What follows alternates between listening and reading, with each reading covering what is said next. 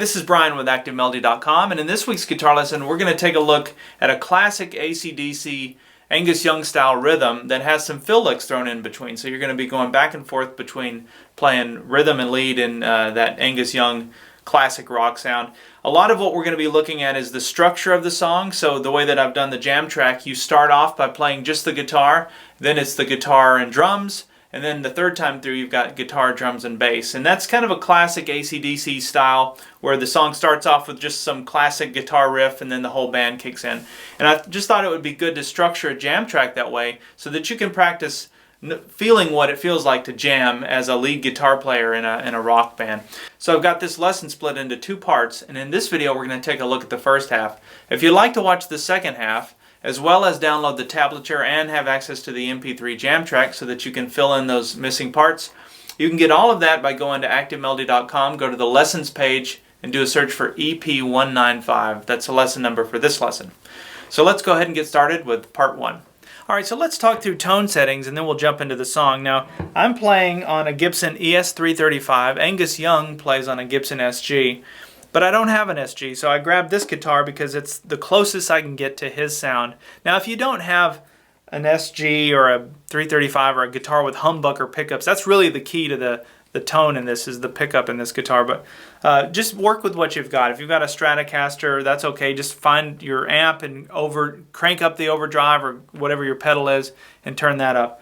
Now, this guitar, I'm using the bridge pickup, and I have the tone all the way up to 10. And I have the volume up at about 8.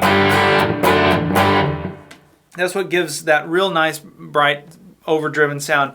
Now, out of the guitar and into the amp. I'm back, no pedals. I'm going straight into the amp. I think that's the way it should be done, honestly. If you can avoid pedals, just go right into your amp. You'll get the cleanest, purest sound if you can do that.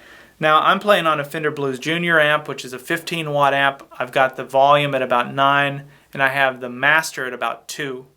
So those are the settings. Now the song starts with 3 chords, classic AC/DC, major chords. You got a C chord, a G chord, and then it goes to a D chord. And then you hold it. That's kind of the intro part. Now, to keep it interesting and to keep it more the way that Angus would do it, I picked the notes out of the chord. And so here's what I'm doing. I've got my middle finger down on the 3rd fret, 5th string, and I'm going to play strings 5, 4, and 3.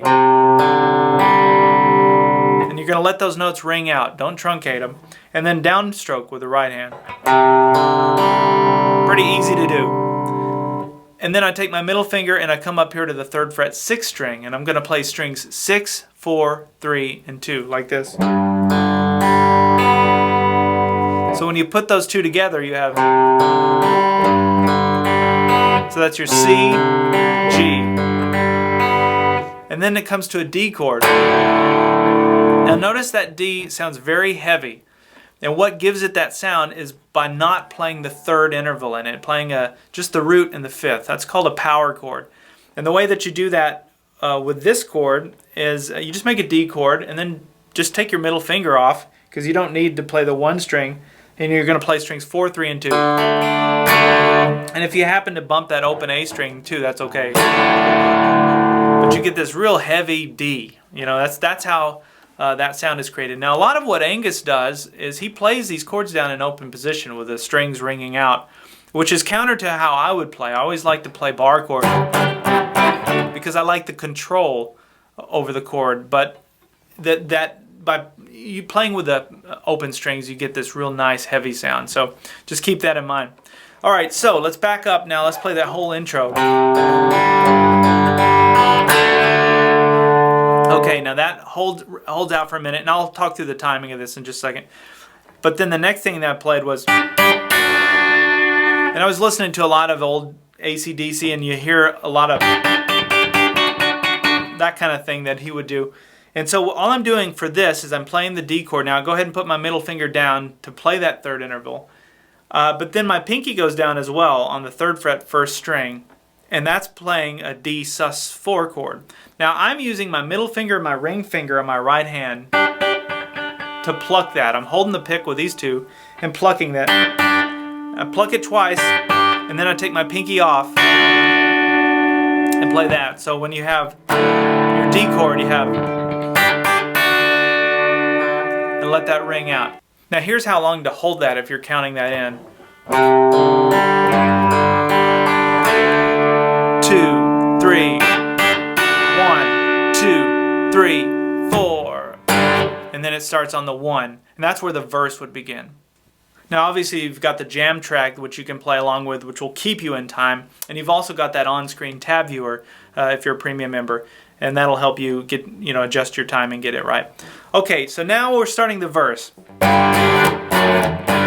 Classic Angus chords down here. We're going to start with a G5 chord, which isn't a G, it's missing the third interval again. A 5 chord is just a power chord. And so the way I'm playing this, I've got my ring finger on the 2nd string 3rd fret, and I've got my middle finger on the 6th string 3rd fret. And now when I put this middle finger down, I'm actually just touching the 5th string so that it mutes it. So that when I strum the whole chord, I'm going to play strings 6, 4, 3, and 2. See how that chord sounds different without that third? It's got just an unresolved sound to it, but very heavy. It sounds great with overdrive. So really it's the root and the 5th, the root and the 5th, just an octave higher. So that's all you're doing to create that G5 chord. Now I played that twice, and then notice the right hand there stops the strings. And so we'll get into the stops here in just a second, but that's the first chord. Now this next chord is a D chord over F sharp, which means we're going to play a D chord with an F sharp in the bass. Now here's how you switch between those two chords. I leave my ring finger in position, so that doesn't come off the fretboard. My middle finger goes down now on the 2nd fret 3rd string, and then my index finger goes down on the 2nd fret 6th string. Same deal, when you push down here, you're going to mute the 5th string again, so that you're going to play string 6, 4, 3, and 2. So we're playing those same strings. And you can hear what's happening to the bass part, which is really cool. That's very unique to Angus, I would say. When I hear that, I know it's him. So that's how you go back and forth between that G and the D, is by just keeping one finger anchored, and that's that ring finger. So you're going to want to practice going. Notice the other thing is with the right hand, I'm stopping the strings here from ringing out. So a lot of that control happens here instead of left hand muting, which is what I usually do. That's why I said I wouldn't typically use a bar chord, but okay. All right, so now that you've got that G chord and the D chord, here's how we're going to play them. We're going to do 2 of those. It's the G chord, down, down, down, mute the strings with the right hand. Then we're going to play the D chord, mute the strings again, back to the G chord. So you have, and then an A chord. And the way I'm playing the A chord, I'm just barring the first 4 strings on the 2nd fret, playing strings 5, 4, 3, and 2. And that is really the rhythm that carries throughout the whole thing. So let me back up and play slowly through the intro up to where we are in the verse. 2,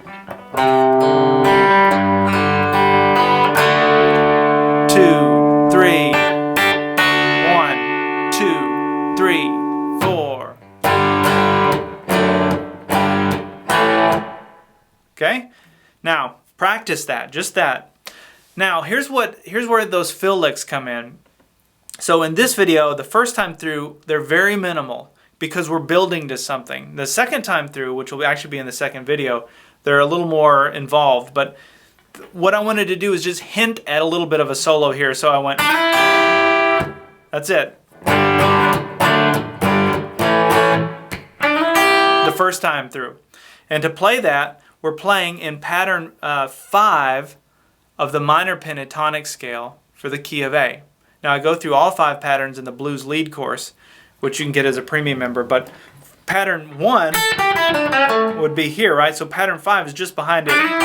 That's where these notes come in. This is a great little lick, by the way. If you don't learn anything else, get this little bluesy lick. So I I've got my ring finger on the 3rd fret 2nd string, and I slide up to the 5th fret. And then my index finger goes down on the 3rd fret 1st string. So when you play that in context, we're going to play the little rhythm part, and then we're going to play that fill lick. Just practice that over and over again. So if you don't have access to the jam track, set a metronome and practice.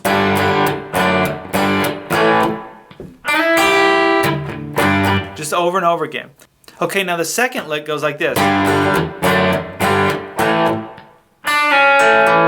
It's a great little takeaway from this lesson because you can use this in other things. Anytime you're playing an A chord, and I use that a lot.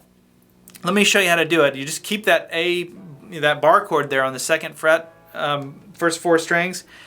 I take my ring finger, you may want to use your middle finger, whatever feels better, but 3rd fret, 2nd string, play that note, and then do a pull-off, like that. And then play strings 3, 4, and then the last lick was, or the last note rather, was the open 5th string. So it goes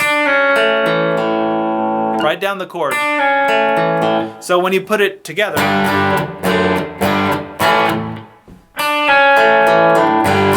and then it goes right back into that rhythm part again. All right, so now let's take a look at the 3rd fill lick, which is kind of a Chuck Berry sounding thing. It sounds like this.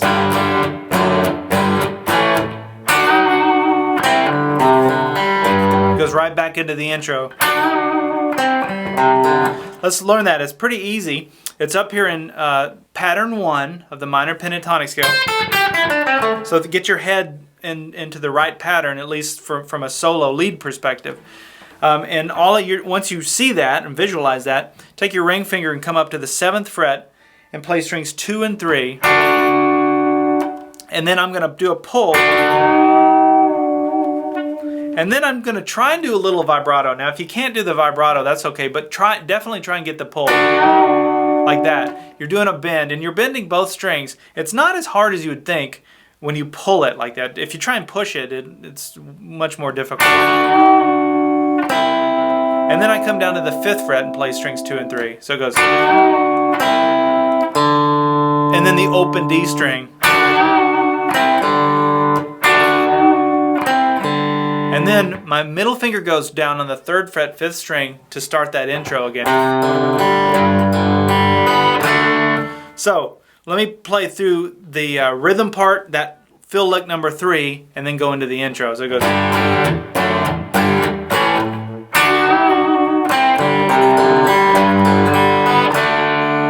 Sounds like that. All right, so now you've got these 3 fill licks that you can practice for part 1. And as I mentioned, they start off very basic. We're just introducing the concept of playing a lead. Now the second time through, it gets a lot more interesting because they get a little more, I don't know, I wouldn't say advanced, but a little more technical maybe. So let me go ahead and back up, and I'll play through the whole thing. Just I'll play through it slowly so you have this as one final reference, and then I'll see you in part 2 and we'll continue this. All right, here we go from the beginning.